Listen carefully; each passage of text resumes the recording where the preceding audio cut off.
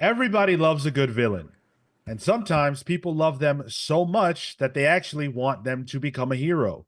And we've seen a lot of instances where not only the big two, but across all media, characters who started their journey as heroes who were, or rather as villains, who were introduced to us as bad guys, become good.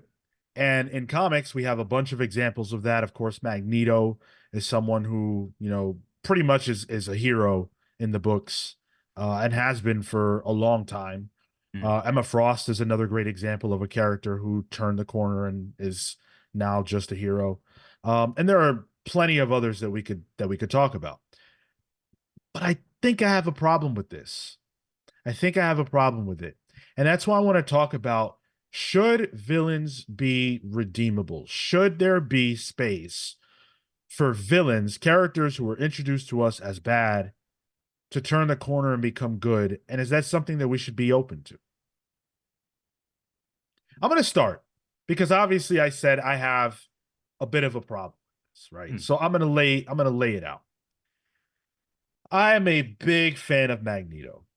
I love Magneto. I think he's great. He's my favorite villain. But I think that the character loses something by being a heroic figure.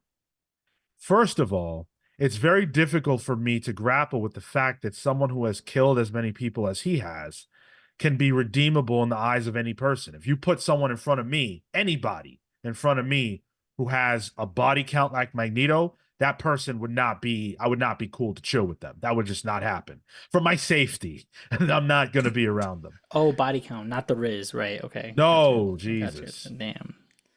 But also, I think that you lose that character's point when you turn them into a hero. The point of Magneto is that his beliefs about the world are wrong. What he wants is right. He wants mutants to be treated with respect and everything else. But the way he tries to achieve it and his philosophy on mutant supremacy are wrong. And that's why Professor Xavier has to stand in opposition to him.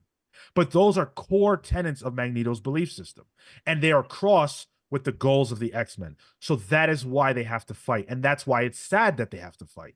But when you take Mm. that away, what is left?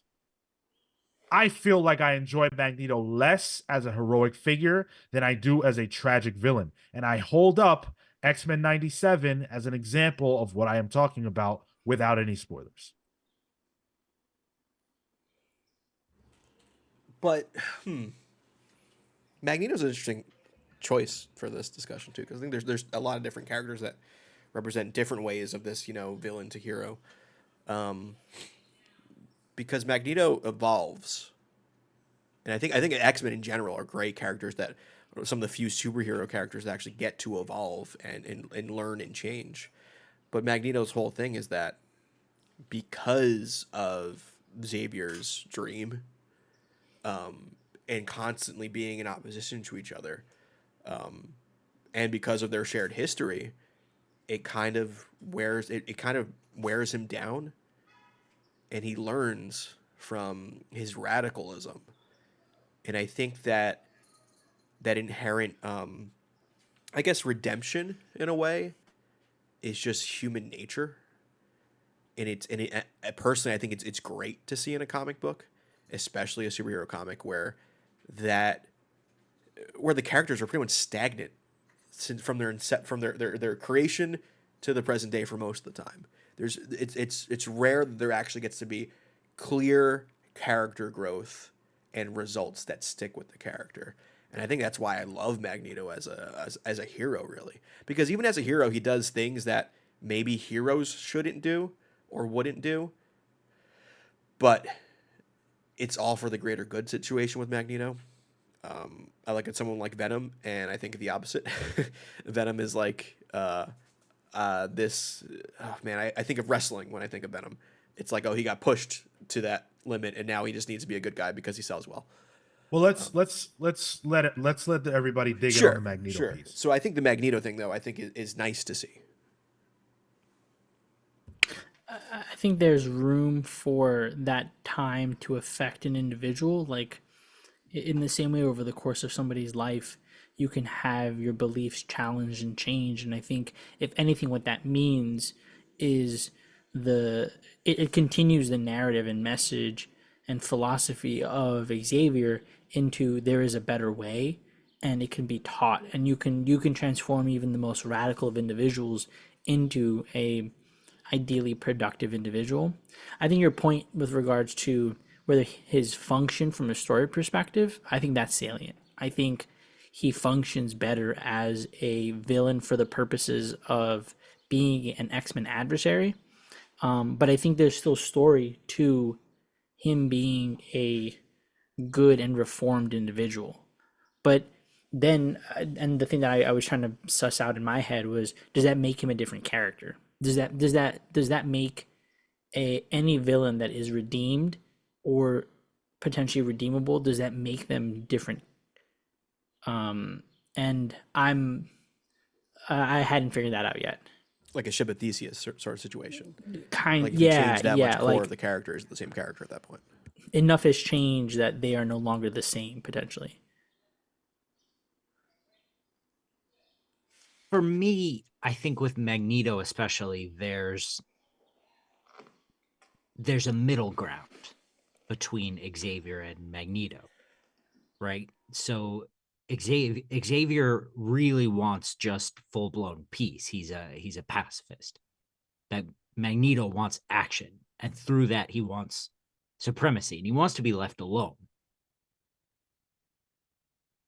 But somewhere in there, they're both right. I think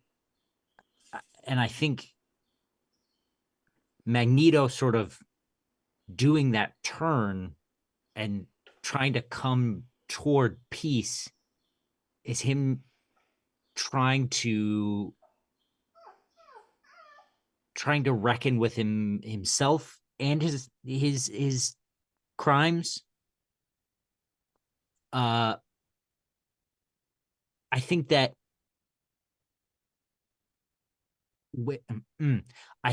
what is lost is the weight of that change most of the time. And I think X-Men 97 especially, and the resurrection of Magneto, I think really grapple with the weight of Magneto's past, but also what trying to actually stand for peace means. Sometimes it does mean action, but sometimes it doesn't. Sometimes it can just be peace. I like what you said about the middle ground, though, because I think in using that example, right, of the resurrection of Magneto, I don't, in that case, I don't think he ever passes what that middle ground might be. Like, he gets stuck at that because the weight of his actions have hindered him, and so he can be good only so far. The full redemption to hero potentially is not achievable for him. It's like I'm thinking of like story trees, right? Like, you've done enough of the villainous stuff that you can only get up to a certain point of the good story, right? After a certain level set. And I think in that case, he can never truly be the full hero. He can only be maybe a bettered or good version of his former bad or villainous self. See, for me, the function of Magneto being lost is pivotal because he represents something that is critical about mutant kind. And it's a point that needs to be present. It's something that has to be said, that there is a part of mutant kind that is angry about the way that they are treated and are willing to be violent about it. That is a critical counterpoint to what Professor X represents. And we know that exists because we've seen it in the real world through the civil rights movement, even though I'm completely aware that these characters were not created to represent that.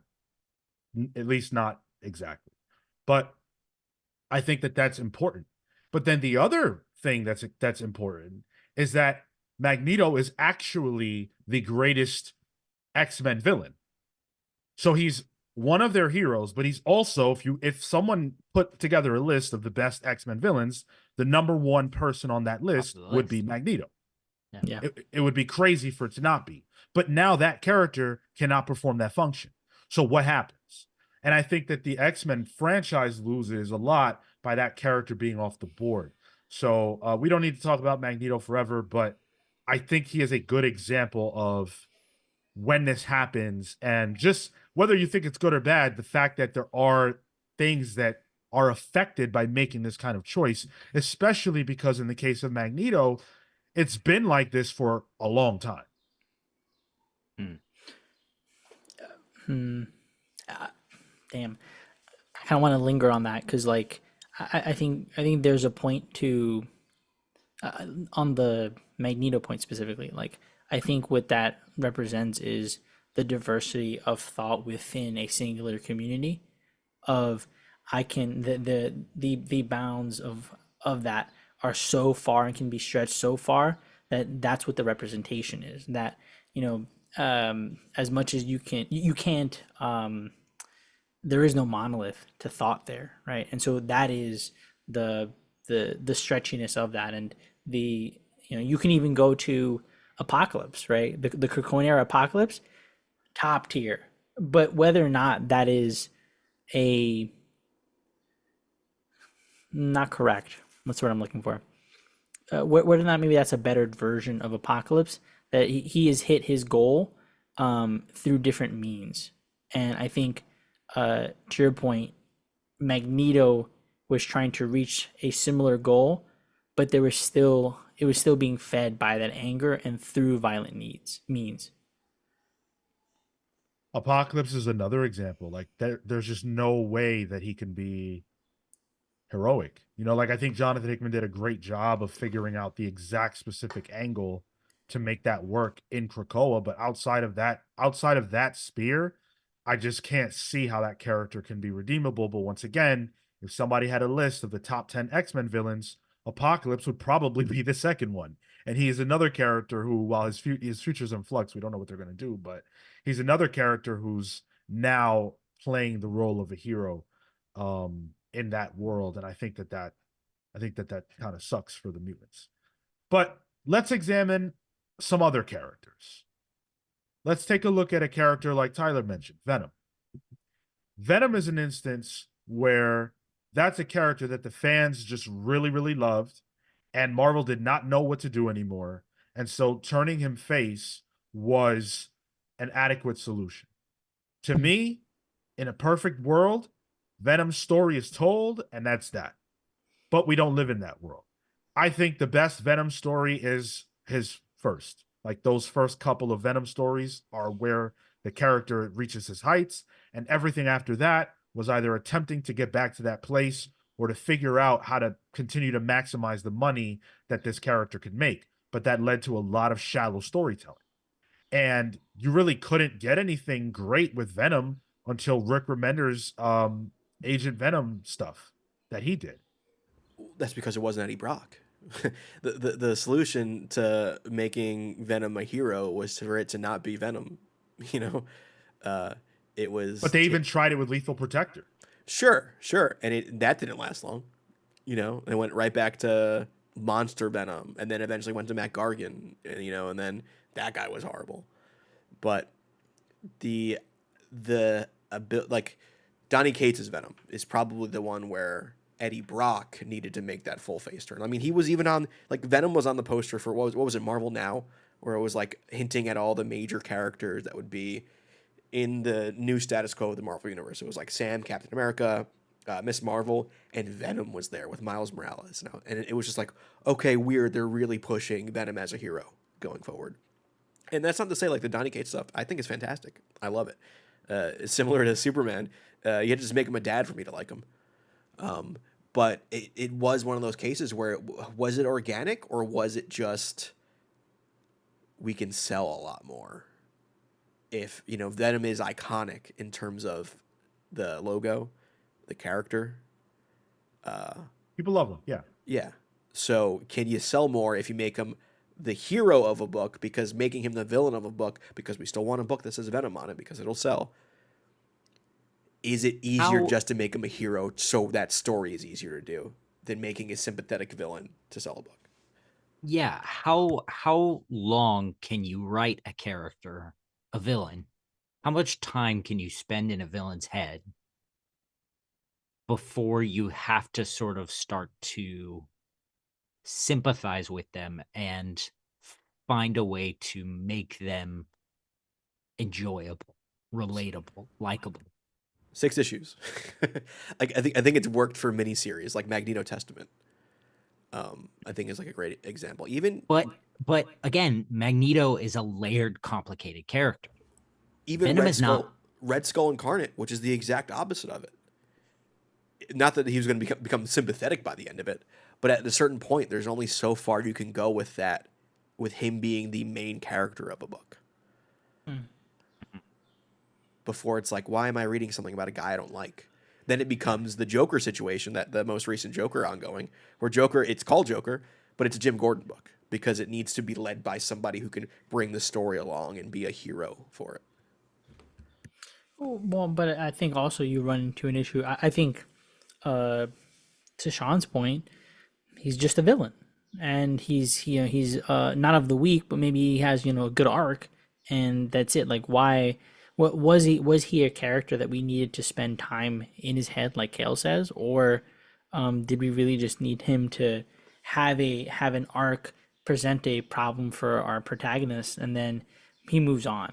And it was only a function of his popularity that caused us and caused maybe the publishing line to decide, let's dig in to see what potentially can plague this individual before we have to give him that face turn. Yeah, and I think that weakens characters. Of course, we live and we're discussing an industry that is just not going to let go of something profitable. And I'm not even saying that they should, but I do think that there are more elegant ways to handle that. And it just generally feels like there is a movement toward wanting to rehab and redeem villainous characters. And it's hard to read a comic book where you know that a guy slaughtered thousands, but I'm supposed to now sympathize with his plight. That's very difficult. Just taking everything at face value in continuity, like who could ever trust Eddie Brock? How could that ever work? This dude is a mass murderer, right? Who could ever trust Magneto? This dude is a mass murderer. Apocalypse is a horrible, dreadful person, like beyond bad. There is no redemption in my mind for that.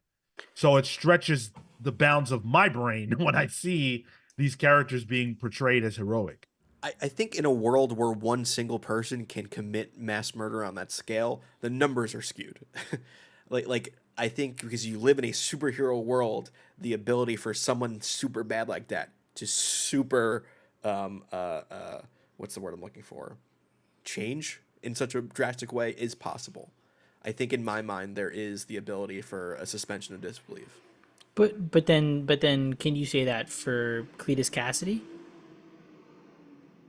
If the right writer is on it, possibly. I mean, Nah, bro, that'd be a my tall, dude that'd be is. a tall task, and I don't think it's easy, and I don't think it's doable. Well, okay. Let me present this side of it. What's the difference between Wolverine and Magneto? That's a great question. So, to me, the difference between Wolverine and Magneto is that Wolverine has never been presented to us as a villainous character. He's been presented to us as a person who has had a deeply troubled past where he was manipulated and used and abused, and turned into a weapon for other people to wield. And now that he gets to make his own decisions through the help of Professor Xavier, he is making different, better choices to try to be an ally to mutant kind, but also protecting the dream of Professor Xavier. And does he go too far sometimes? Yes. But I think that in the case of Wolverine, the good outweighs the bad. But only through his association with Xavier. Because assuming he aligned with Magneto, then it's a different story. Well, that's true in a literal sense because Professor Xavier has actually helped him work through his problems that exist in his mind that led to his berserker states and everything else where he would lose control and do things that were wrong. Think of the difference between Wolverine and Sabretooth. Sure. Exactly. Okay. Now, the place where I think that this works a lot better is if we actually shift over to DC, because Batman villains are much, much easier in my mind to rehab in a way that can be successful. Largely because Batman villains and a lot of the villains that characters in DC have at the lower level are not, they're not mass murderers. Put the Joker aside. The Joker is Rogues. obviously, Yeah. you know, a lot of them are mentally ill people that are struggling and come from shit and don't have the right tools to do the right things. And they also exist in a world, well, that corner of their world feels a little bit more real. So it's not like you see Poison Ivy deleting, thousands of people. Poison Ivy can be Deleting. Yeah. Poison Ivy in my mind and Harley Quinn are a lot more redeemable than, say, Apocalypse and Magneto or Mr. Sinister. That's interesting to me because I feel like DC it's much more cut and dry in my opinion. Like because they're so much more like black and white, bad guy, good guy. Where I feel like Marvel always had a little bit more nuance. It's the world outside your window a bit, and maybe that world outside your window is why you have trouble looking past mass murder. Yeah. But in my mind, it's just like DC characters are just so cut and dry. This is a good guy. This is a bad guy. You think the characters that I just referenced, the Poison Ivy, Harley Quinn, the Batman rogues, you think that they're more cut and dry and straightforward bad than Apocalypse?